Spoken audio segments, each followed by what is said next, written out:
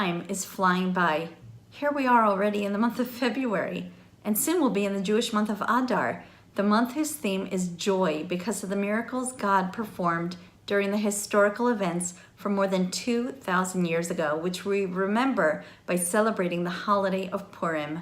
Do you have an old family Hamantaschen recipe that's been handed down through the generations? Or perhaps you've created your own recipe for these delicious treats. Speaking of delicious treats, Shabbos guests are on their way from all over the world, and I need to finish preparing. So let's get right to the Parsha.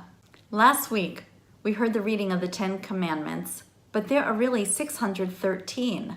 The 10 Commandments actually include all the others. The 10 can be broken down into all the others. The 613 Commandments are divided into 3 categories: Mishpatim, Edus, and Chukim. Let's take a quick look at just the first, because that's the name of this week's Torah portion. Mishpatim, laws.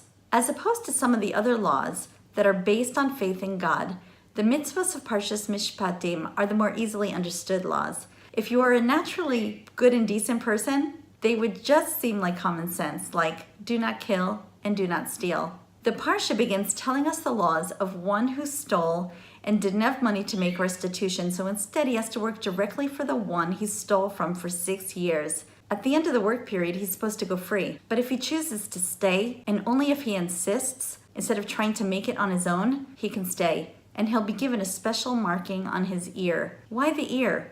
Because we all heard the commandments together at Mount Sinai. We heard with our ears, and basically this thief doesn't have faith. So he gives up the chance to do his best and live up to his fullest potential. He doesn't have the right motivation.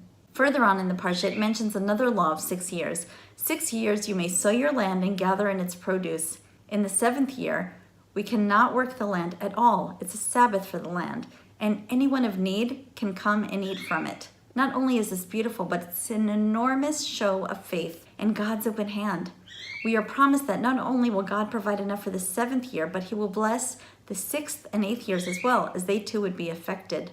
Many of the other laws mentioned also involve the concept of faith. What's the common denominator here in the Parsha? Even though these are the common sense laws, God doesn't want us to keep them because they make sense to us. Hashem wants to make sure we keep all the mitzvahs because of our faith. He wants us to always remember our connection to him. Remember in the beginning I said that all of the 613 commandments are encapsulated in the 10 commandments? Well, those 10 are actually contained within the first, which is, I am the Lord your God who brought you out of the land of Egypt, out of the house of bondage. We should always remember that God gave us the laws, all of them, even the ones that seem like common sense. And we keep them because of our everlasting connection to him and our unbreakable faith, which has sustained us for thousands of years.